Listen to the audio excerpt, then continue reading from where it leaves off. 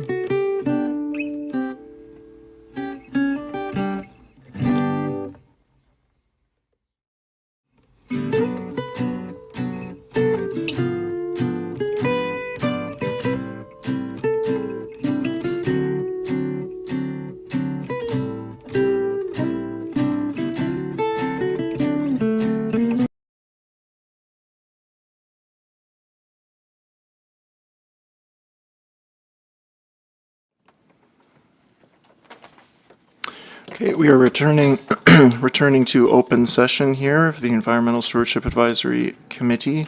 This meeting on Tuesday, May 19th. All right, can I get any disclosures of pecuniary interest for the open portion of the agenda? Seeing none, I will move to the approval of the agenda. Can I get a moved by Mr. Brown, seconded by Mr. Henning, all in favor? It's carried. Okay, moving on to the approval of the minutes. Do I have a mover for that? Councillor Sharp, a seconder. Mr. Brown. Okay, all in favor? Okay, it's carried. All right. Okay, we will move to number 10, items for committee's consideration. I will call on Matt Tracy for a verbal update on World Environmental Day, item 10A. Thank you, Chair. So yeah, World Environmental Day is coming up on June 5th, where we will announce our winners and do our tree planting, and and a pollinator week as well. We've submitted for a proclamation for that week as well, and that's June 22nd to 28th. Just an update on that, the pollinator week. Back in December 2024, we became established as a bee city. This is the second, I guess, going into the third year. In addition to the pollinator week, we were also looking at some applications for pollinator funding, which is very interesting. Dakota Goyage in my office has worked with some other staff in our Parks Department, and we did submit through the Canadian Wildlife Federation funding applications for seed projects to correspond with that. We're looking at some rehabilitation on the hydro corridor where we're doing the trunk sewer work.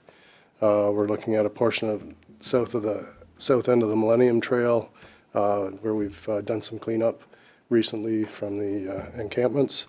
We've got a request from the public on Pacific Street. There's a very large city right-of-way, and they've asked for potentially a pollinator garden along there, which again would offset some of the mowing and cutting we need to do. So we've put in for application there as well. So yeah, that's kind of interesting, and the opportunity for that funding came up, so we've submitted for that.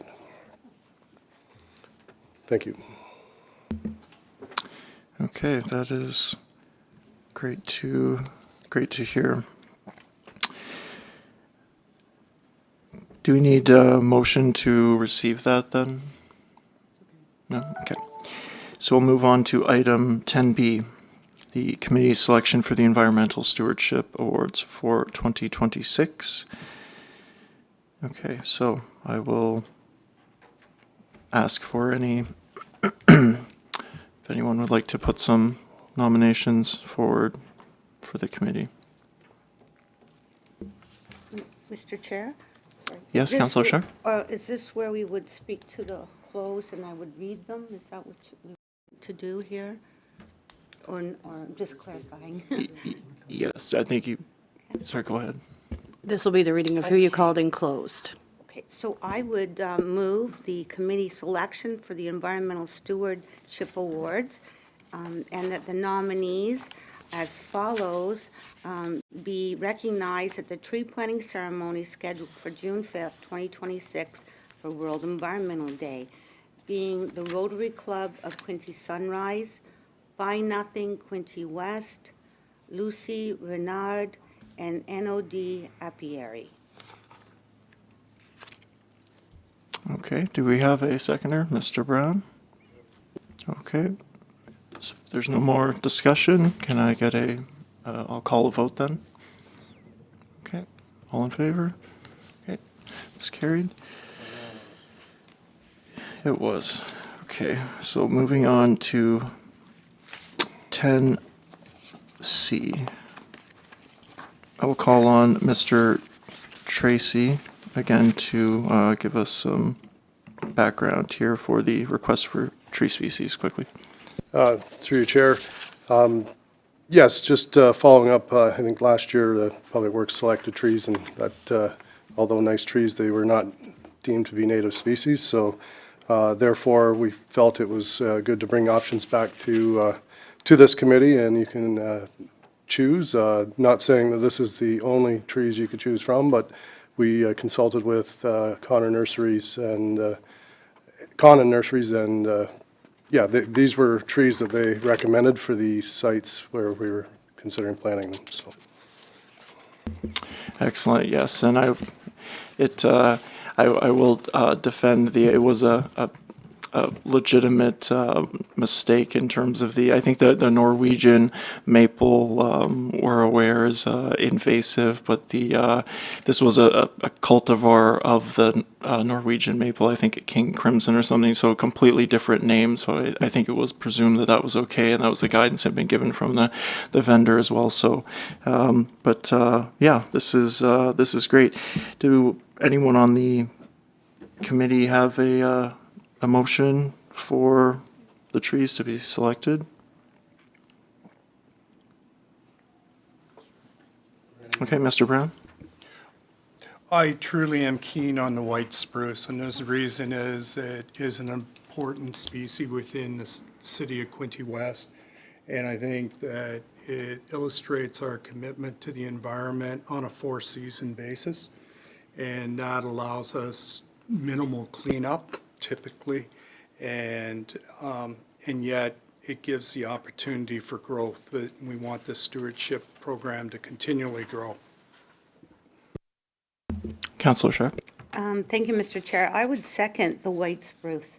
I think that is the ideal tree for everything that Mr. Brown has said.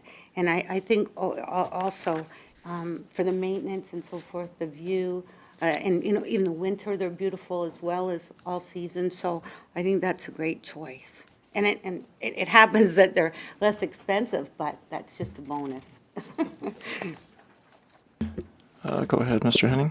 Just a question. I'm sure that this has been checked into, but my only concern might be is where we might plant it, and whether or not we ask the nursery if the white spruce would thrive there, because I do know that they tend to like acid-type soils, and I'm not sure in what they may need in way of cover as they're getting established. Through your chair, we can consult prior to planting to make sure. It may be just fine. I just didn't want to plant a tree and have it turn brown in a year or 6 months. No, understood.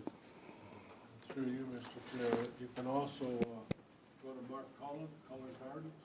He's a great supporter of this city, and any kind of information you need, and he may even throw in the odd tree, which would be great. And when I was a young fella, which was just a few days ago, I used to go to Cub and Scout camps in the Kanarastan Forest, and we planted thousands and thousands of spruce trees, and you will see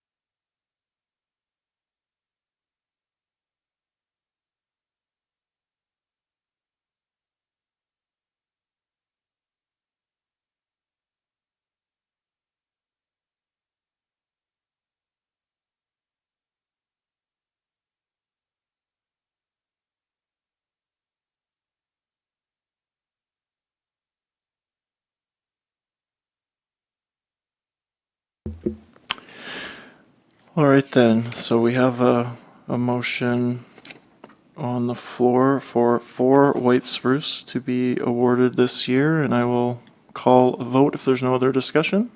Okay, all in favor? Okay, that's carried.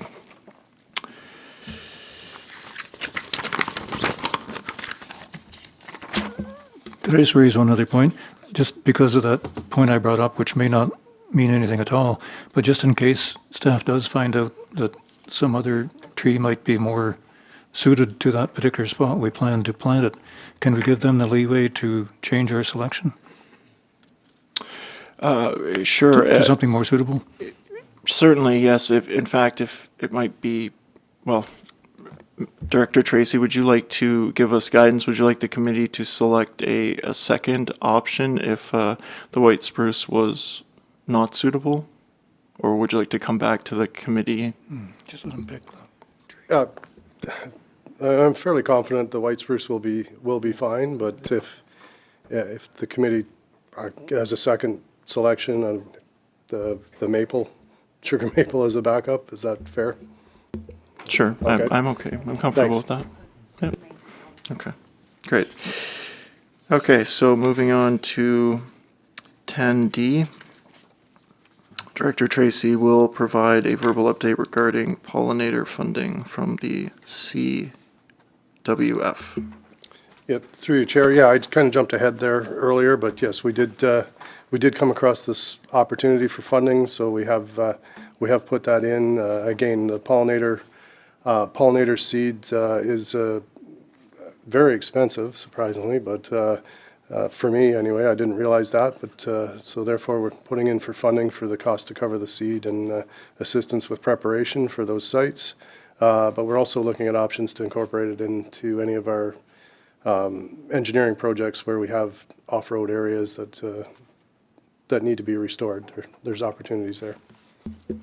I personally love this idea because, well, the obvious benefits to environmental stewardship and supporting the pollinators, but as you've noted, and I've heard many times before, that it actually can lower the public works or the parks, the amount of maintenance that these sites require too, which is also has a financial benefit to the city as well. So killing 2 birds with 1 stone, so to speak, although it's a bad analogy in environmental stewardship, of course. But okay, so do we, yes, I guess we have a resolution here. So do we have a mover to receive that? Okay, Mr. Mayor, a seconder, Councillor Sharp. Okay, all in favor? Okay. Okay, moving on. Director Tracy, would you like to give a verbal update regarding BioBlitz? Yeah, through you, Mr. Chair. Yes, the BioBlitz initiative, we are preparing a report to come back to council for June 17th. So yeah, we started the report. We'll be consulting internal staff, figuring out what those in-kind opportunities are and reporting it back directly to council June 17th. Okay, great. Are there any questions from the committee regarding that? Okay, can I get a mover and a seconder then to receive? Okay, Mr. Brown moves. Okay, Mr. Mayor seconds. Okay, all in favor receiving that? Okay, that is carried. All right, moving on to 10F. Director Tracy, again, I'd like to give a verbal update regarding the waste standardization program at city facilities.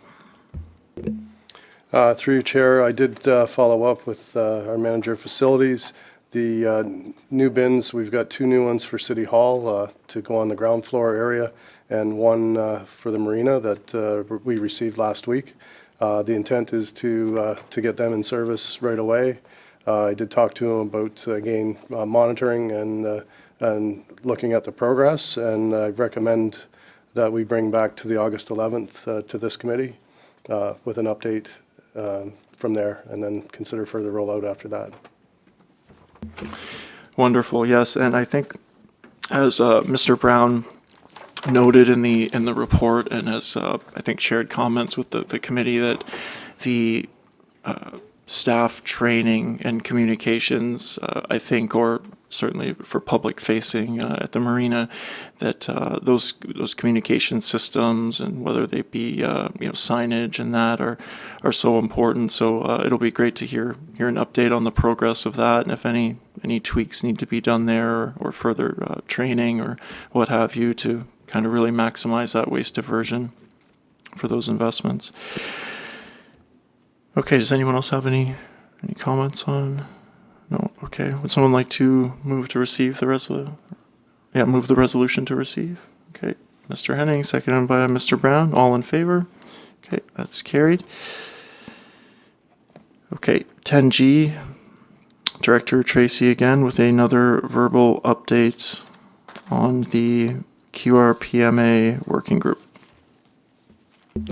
Through your chair, again, this is the Phragmites management, Quinte Regional Phragmites management area, the invasive species that's taken over for a number of years. We're working with and sitting on the committee on behalf of the city with the conservation authorities. They're currently doing inventory of Phragmites, so we're looking at options for our patrol staff that are doing road patrols to help inventory, and I think with the ultimate option to, I think they're looking at doing some spraying for this management of this invasive species. I think they're starting in Prince Edward County and Belleville this year, but we're assisting with the inventory in Quinte West and for additional spray probably next year. Great. And what is there? Did they give you guidance on what sort of amount of spraying that they are doing in the county, or what could be done in the future in Quinte West? I have no idea how they measure that, if it's by acreage or how that's. Through your chair, Mr. Chair, I can't answer that currently. I wasn't able to sit in on the meeting. Okay. Dakota did. We're just getting involved now, so Okay. I think we'll be able to report back once we see the efforts of the other two communities. We already do spray for invasive species on roadsides. This would be similar, I guess, but maybe just must be a different product, I guess. Yeah. Okay. Great. Mr. Chair, we Yep. usually, spray along the road. We're trying to spray the ones that are not just invasive but dangerous. There are certain new weeds that are very dangerous if you touch them, and but that's select spraying, and that's what we try to do. And this time of year, the last thing you want to spray are dandelions. I know you may not like them, but those dandelions are crucial to the insects, the bees, and so on. So you try to keep them alive and let them flower. And after they've flowered, if you decide that you want to get rid of, that's the time. But try to, anyways. We do the same. We try to follow the same kind of logic, I hope, logic. Councillor O'Neill. Are there any other comments on this item? No. Okay, seeing none. And just further to all this, you have to have a license to spray, and you have to have a license to buy it. You cannot buy it unless you've got a license, and that's approved by the Minister of Ag. So, yes, and then that's all part and parcel of trying to make our environment and everything else good for all of us. Yeah, they have some pretty strong chemicals. I understand it. The Roundup, and there's a bunch. I don't know if they use Roundup anymore, but I know that was a particularly You use different formulas. different formulas. Okay. All right. Well, do we have a mover to receive that resolution? Okay, Mr. Brown. Do we have a seconder? Councillor Sharp. All right. All in favor? Okay, that is carried. Move on to 11, new or other business. Councillor O'Neill. Thank you, Mr. Chair. Wonder if Mr. Tracy could comment on E360 no longer accepting residential items, and that a lot of people are just starting to throw them in the trash, and we need something to make sure they're not throwing them in the trash in Quinte West. Yeah, through you, Mr. Chair. The, E360, now that Circular Materials Ontario manages the recycling contract with the closure of the Quinte Waste Solutions facility here in Quinte West, there is no longer a location to take recyclables. E360 does not take any recyclables at their Belleville location anymore. So in the city of Belleville, you can take, residents can go to the Thurlow landfill where there are roll-off bins to accept recycling. So just the update to this committee, we have been in discussion. I was talking Friday with E360 about bins for our Frankfurt landfill to use that as a drop location for recycling. And we're also looking at another location, at the same location, to have a roll-off bin to accept residential garbage in a bag with a tag on it. That was brought up as well, where people miss their garbage day, or you're moving, you have a excessive amount of cardboard. So to have a location central within the city where you can take that, I think would be good. So right now, we've looked at our ECA for the landfill site. We've talked with our consultant that does our reviews of the site, and I've got a meeting set up for this Thursday with our Minister of Environment contact. So I feel that I'm hopeful this should be able to move forward shortly. Thank you very much, because I think this needs to be done as soon as possible, because people are throwing their recycling in the trash right now, from what I've been told. I agree with you. Mr. Chair, sorry. Through you, Mr. Chair, are we winning? Or what are we doing here? If you're agreeing with me, we're winning. Okay. We need to be recycling. We need to, that's my opinion, obviously. I think we should send a letter to somebody, whoever's come up with this brainwave. No, I'm in complete agreement, and thank you for bringing that up, Councillor O'Neill. I think it's an important topic, certainly, and it sounds like Director Tracy is saying that there would be an option not only for folks that have missed recycling or had a huge amount of recycling, but also for garbage bags that have tags as well. A couple of different roll-off bin options. Is that the goal? Yes, Mr. Chair. Again, the Frankfurt landfill site, we'd operate the same hours, Wednesdays and Saturdays.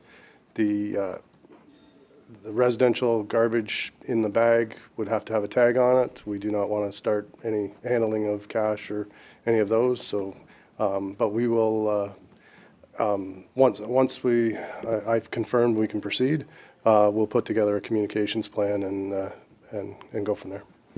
That's great. I actually wasn't aware. I thank Councillor O'Neill for bringing it up, because I actually thought that Belleville was the option since the Quinte location closed. I actually thought you could take recycling if it was missed to Belleville, so that's news to me. So yeah, that makes it even more important. Go ahead, Mr. Brown.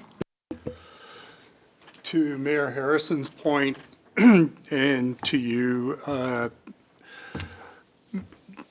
Matt, one of the things that this is going to cost money, right? Like, we're going to add bins, it's going to cost the city money. And to Councillor O'Neill's point, it's a huge issue.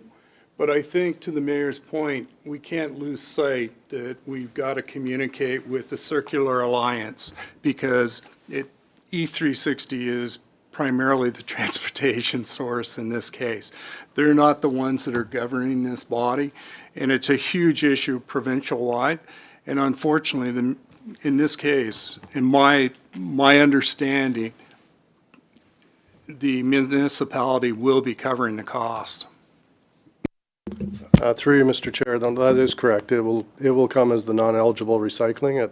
That is a paid-for service, but at this committee's request, I would reach out either myself or through the mayor's office to request that CMO look at this issue. And if people put it out at the curb, they handle it. So whether we collect it and they can E360 can pick it up at our location, I don't understand why we'd have to start paying for it. So I think that's a fair question to probably send from the mayor's office. I've told you, there's a young lady from Kingston by the name of Carrie Tadeau, and she organizes volunteers, and they clean up the on and off ramps on the 401 right through to Grafton. And why do they go to Grafton? Because her friend, Michelle Mendez Knight, was killed in Afghanistan. And so this is why and her mother lives in Grafton. But the point I'm making is that they're picking up more and more of material that could be recycled, and particularly alcoholic containers. That's what they're getting, and I know it's sad when you think about it, because, people are driving the 401, but they can stop any place along that 401 and buy anything they want to drink. And but anyways, so we won't get into that. But I think we need to hammer on this one. Agreed. Mr. Henning and then Councillor. Just a question that I probably should know the answer to, and I don't. If someone has a question as to how to recycle something, a homeowner, does the new organization have a phone number they can call? That's a very good question, whether they have a phone number. They do have websites Oh. and items that way, but I've not personally tried to find them on the phone. But Is there a way we can make that information available to the public? Because I've had people ask me, who do I call? What do I do with this stuff? And of course, I'm supposed to be on the environmental committee, and I don't know. I'm pretty certain we're linked from our city website to the CMO website. So I'll double check that and make sure that's available. And is it possible to put on our website who people should call if they have questions? Would that be doable? Yes, we'll follow up and make sure that is is there.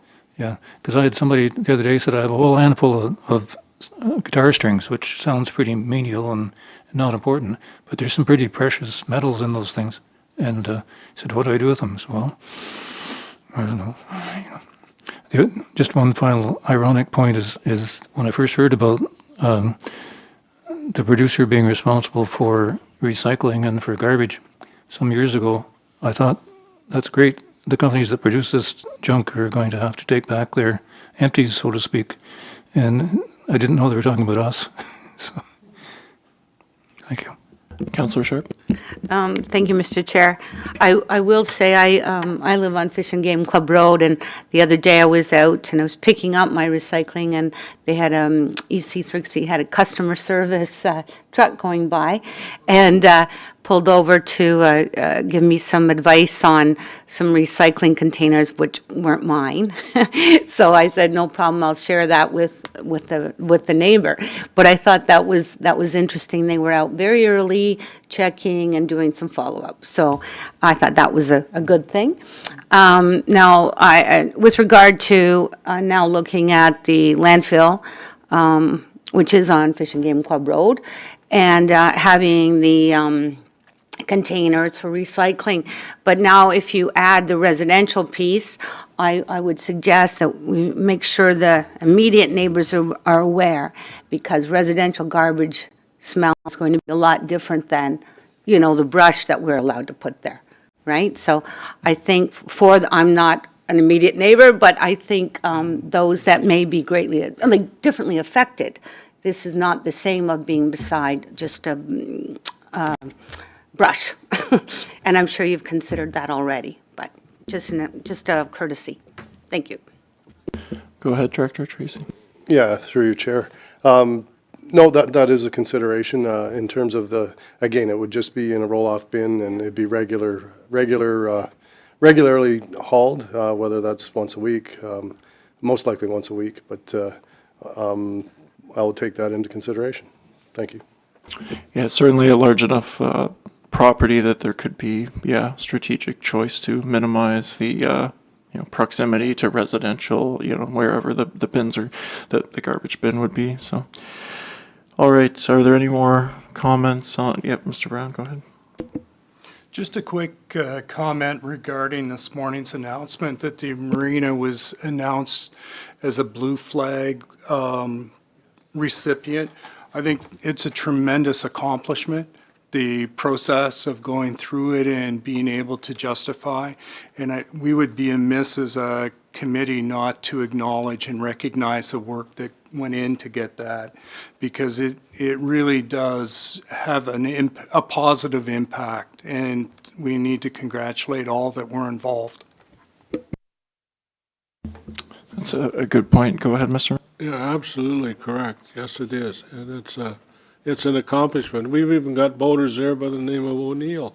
But yeah, no, it really is a plus, and I acknowledge that, you know. And yes, the marina cost us money. The marina started back in the 80s, and I went to former Mayor Neil Robertson's celebration of life, and I mentioned that he was part of that process. Charlie Murphy was there, and Charlie was part of that process back in the 80s. Yes, we have it now, and it cost us money. Yes, it did. But a few weeks ago, we had a fishing derby here, and it was fantastic. And the people who come here really, really are proud of what we have and what we offer. So it's what you're saying is absolutely correct. And I'll tell you, I did a tour around here, and one of our trucks with a trailer on behind is parked over here. And you should see what's in the back of it out of the water. I don't know how they got it up in the back of that trailer. There's great big, logs that big around, and you know, when they get water soaked, they're heavier than they were to start with, but they've got them in the trailer out of the debris out of the water. So that again, they're working for us, and that'd be Public Works, right, Matt? Director Tracy? Through you, Mr. Chair, I'm not sure what you're referring to, actually. Well, I didn't see that. There's a red truck with a trailer parked right over next to the loading dock off. What's the name of the street over here? Anyways, Yes, I believe that's our marina staff. They use that trailer, and they do pick up weeds and debris from the lake and or from the water and from within the boat slips, and then they haul it away. did a great job. Want to acknowledge that, and that's what Mr. Brown is saying. That, yeah, thank you. I'm sure it's some of the work that contributes to that blue flag accreditation. So that's great. If there are no more comments, I think we're ready for adjournment. So I'll take two for, we have Mr. Mayor, and seconded by Mr. Henning. All in favor? Okay, we are done. Thank you, everyone.